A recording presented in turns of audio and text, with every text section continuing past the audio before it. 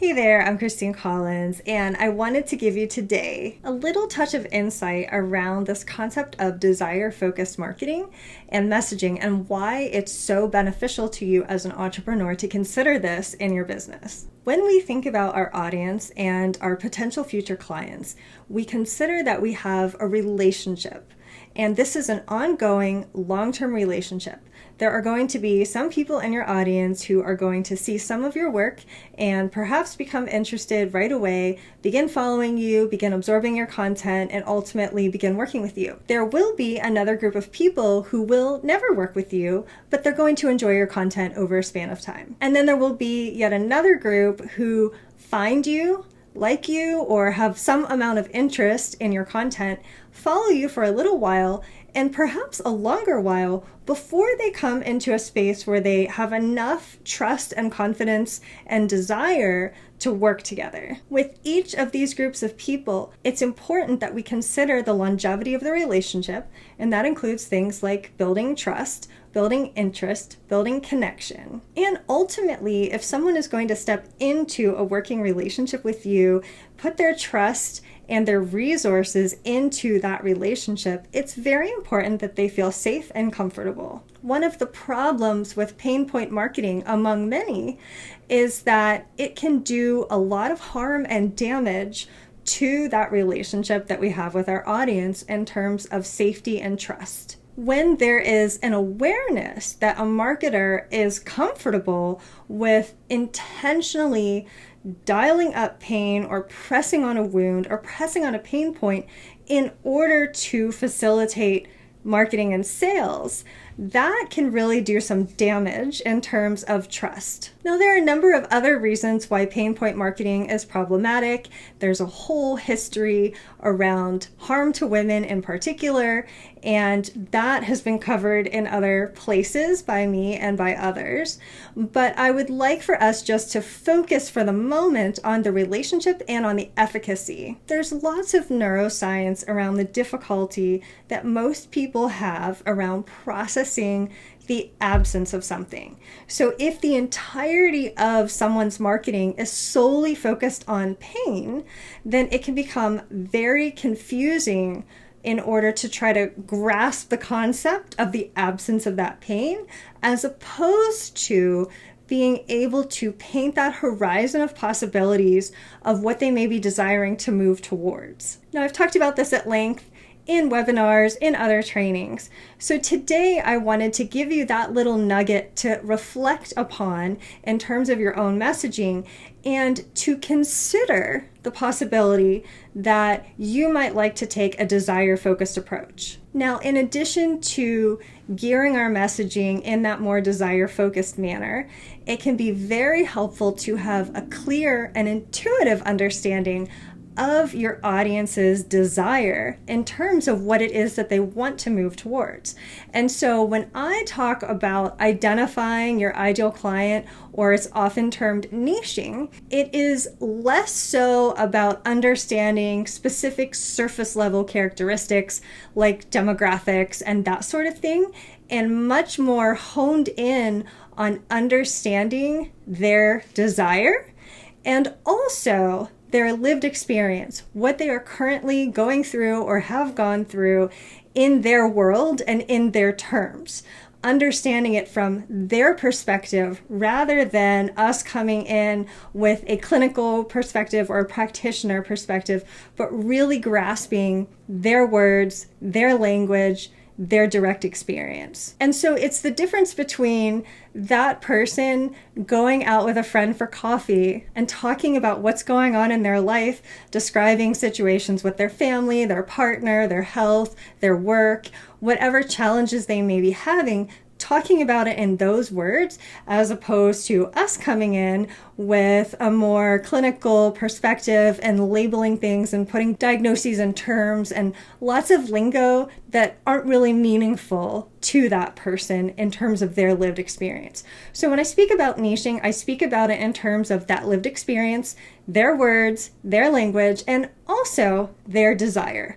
So here's where I am, here's what's happening for me in my own words, and here's what I would like. Here's what I would prefer. Here's the direction that I would love to move towards if it were possible. And by focusing our message in those directions, we become much more clear and tangible, and our work, our content becomes more understandable, and the thing that we are providing, the service or the product, becomes more comprehensible to that ideal audience. And also being capable of identifying where they are in that journey with that issue or topic, and in that journey with our work.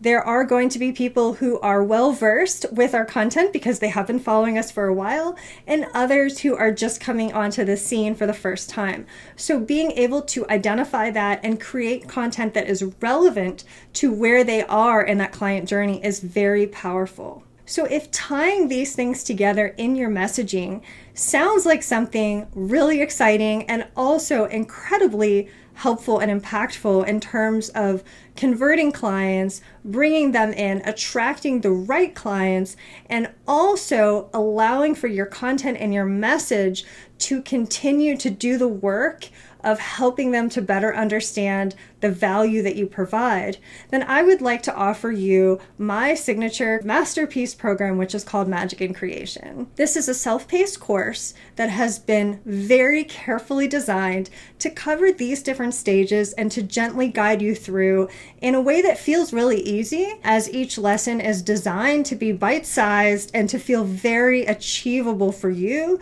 so that you can really just fly through it at your own pace, or take it more slowly if you would prefer. The thing that I love about self-paced programs is that it gives you direct access to all of the resources and all of the materials to apply to your work and to your own needs at your own pace. There's never a moment where you have to feel like you're behind everybody else, or if you're really excited about something and you happen to have the time and you want to plow through it, you certainly can do that too. In my own life, I had the experience for many years as a student between secondary school and ultimately college or university of finding like I was always either a little ahead or a little behind.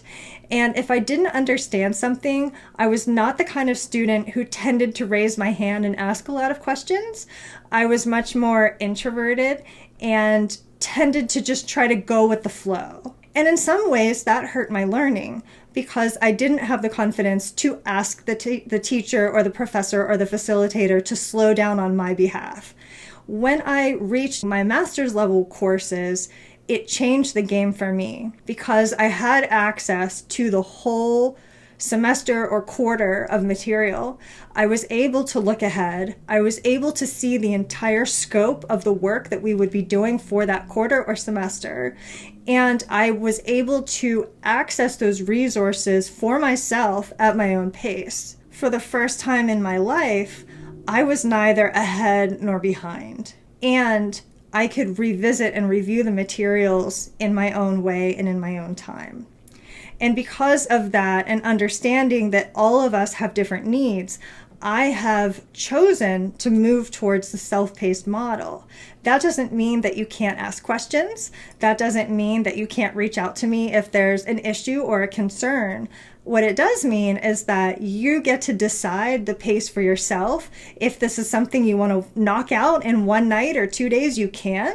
If it's something that you want to do one little nibble of a lesson every week, you can, and you can spread it out for as much time as you may need. The lessons are guided with my understanding of neuroscience, which means that I know that our brains only have the capacity to absorb so much at once, which is why they are designed to be very small and bite-sized lessons that you can do in one little sitting if you would like, or as I said, if you like to binge, you can do it that way too.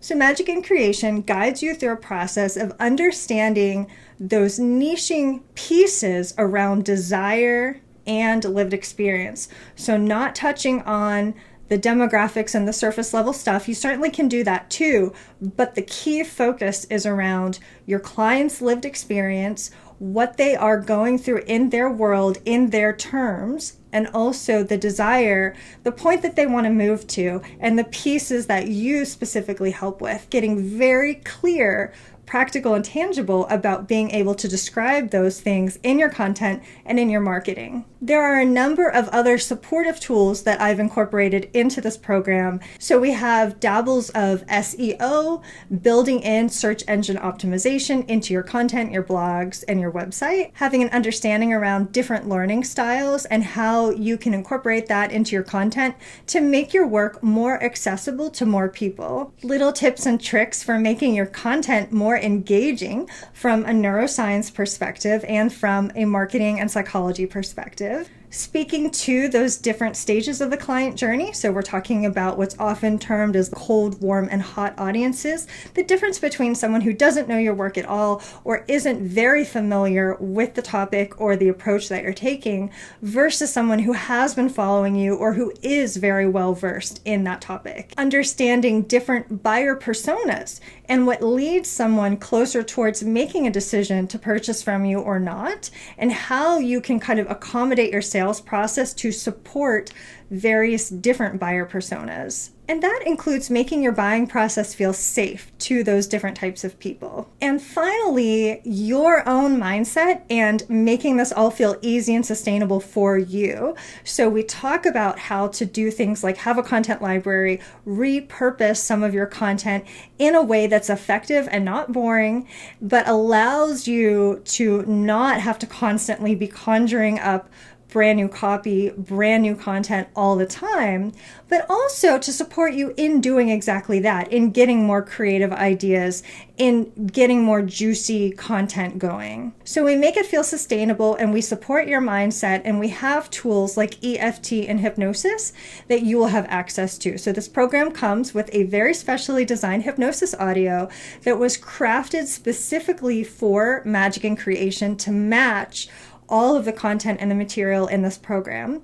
And then there's also a series of EFT tapping videos for you to kind of work through any challenges that you may experience, any self-doubt, and those sorts of things that may crop up for you from a mindset standpoint. It's a very comprehensive program, but it doesn't feel like a lot because each piece is designed to be a small nugget that you can do in a short amount of time. So if you'd like to, go ahead and check this out. There's a lot more information available about Magic and Creation on the sales page or on my website. And of course, as always, if you have questions, feel free to get in touch with me. Once again, I'm Christine Collins. You can check me out further at transformcreate.com.